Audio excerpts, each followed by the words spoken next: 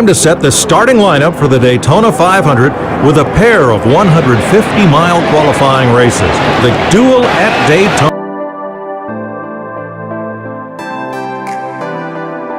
I'm Mike Joy with Darrell Waltrip. Mike, these races are fun because the driver has one responsibility. Don't wreck the car.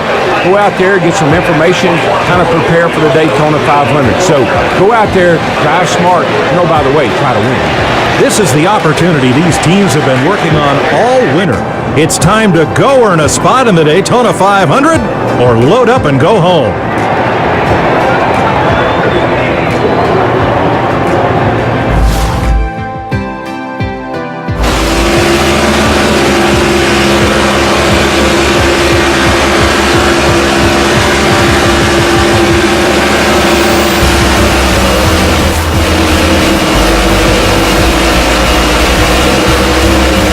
But you have to have faith in your ability.